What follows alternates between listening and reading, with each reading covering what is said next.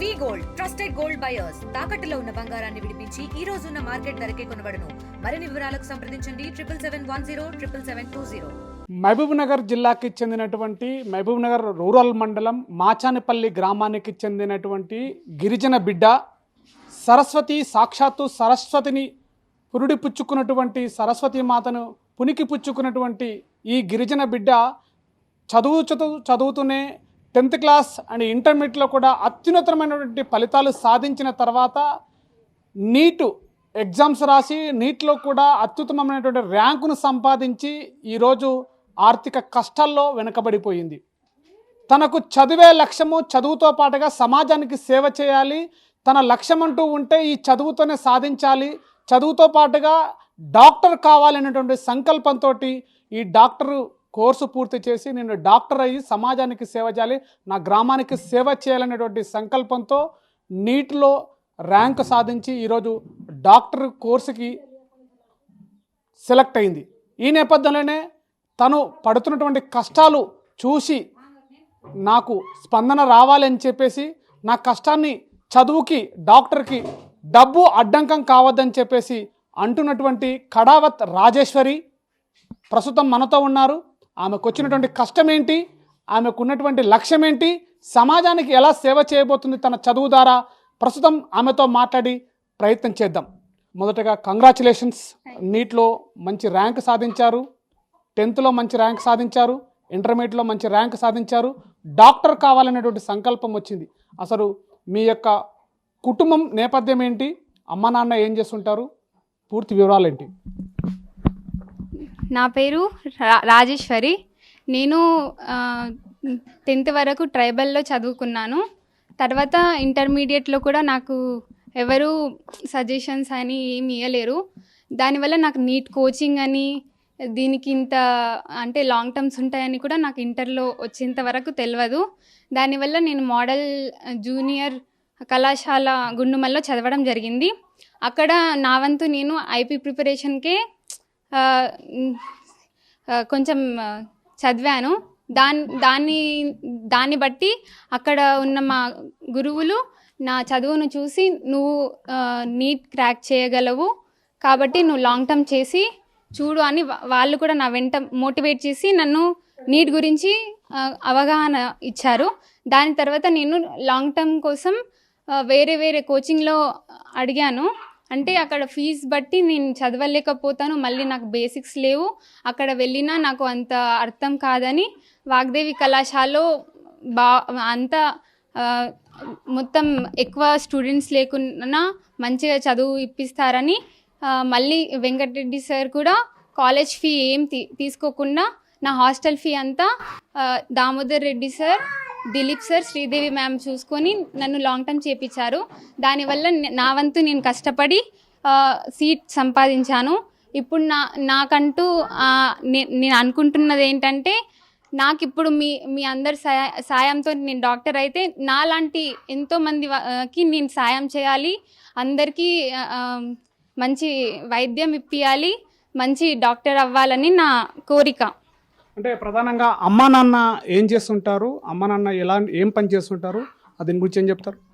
అమ్మ నాన్న చదువుకోలేదు, వ్యవసాయమే చేస్తారు. వాళ్ళకు దీని గురించి ఏమీ అవగాహన లేదు. నేను నీట్ తీసుకుంటున్నా అని కూడా వాళ్ళకి నీట్ తీసుకొని డాక్టర్ ప్రతి ఒక్క ఏది వాళ్ళకి అవగాహన లేదు. నేను అన్ని నా వంతు నేను తెలుసుకొని ఇంతవరకు వచ్చాను. కానీ వాళ్ళు నా వెంట ఉంటారు. నేను ఇంతవరకు చదవాలన్నా వాళ్ళు నాకేం చెప్పారు, అంతా నా ఇష్టపూర్వకంగా వాళ్ళు చదివిపిస్తారు. కానీ వాళ్ళకి చదివిపియాలని కోరిక ఉన్నా వాళ్ళు చేయలేని పరిస్థితిలో ఉన్నందుకు నేను మీ అందరికి సాయం కోరుకుంటున్నాను. ప్రధానంగా మీ ఇంట్లో అమ్మ నాన్నకి ఎంతమంది కుమారులు, ఎంతమంది ఆడబిడ్డలు ఉన్నారు? నేను, మా తమ్ముడు, చెల్లి. తమ్ముడు ఇంటర్మీడియట్ ఫస్ట్ ఇయర్ ట్రైబల్ కాలేజ్లో చదువుతున్నాడు, ఐఐటి స్టడీ సెంటర్లో. చెల్లి కూడా 8th క్లాస్ పోలీస్ లైన్ స్కూల్లో చదువుతుంది.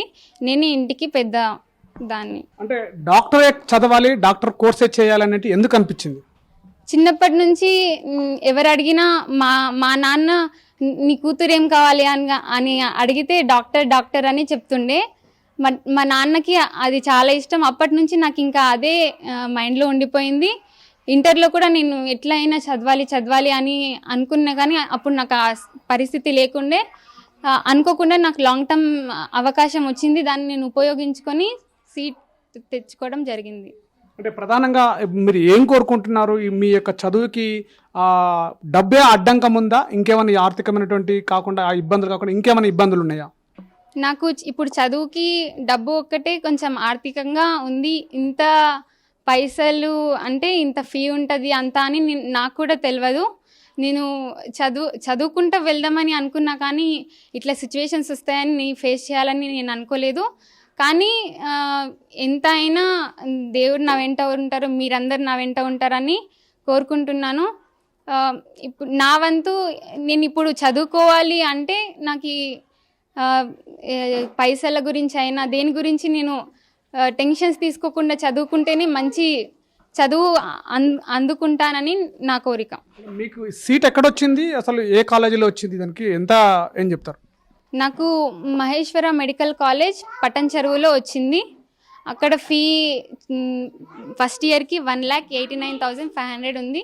మిగతా సంవత్సరంలో 1,40,000 ఉంది. మళ్ళీ హాస్టల్కి 2 లక్షలు కట్టాలంటున్నారు. దానివల్ల నేను బయట కూడా ఉండడానికి సిద్ధంగా ఉన్నాను. మీ వంతు మీరు అంటే ప్రధానంగా ఇప్పటివరకు ఎవరైనా మీకు సంప్రదించారా మీ యొక్క చదువుకి ఏమన్నా సపోర్ట్ చేయడానికి, మీ కుటుంబానికి సపోర్ట్ చేయడానికి? నాకు లాంగ్ టర్మ్లో Damodar Reddy sir, Dilip sir, Sridevi ma'am వాళ్ళు చేశారు, కానీ ఇప్పుడు అంత వాళ్ళు చేయలేరు. అందుకే నేను మీ సాయంతో అడుగుతున్నాను.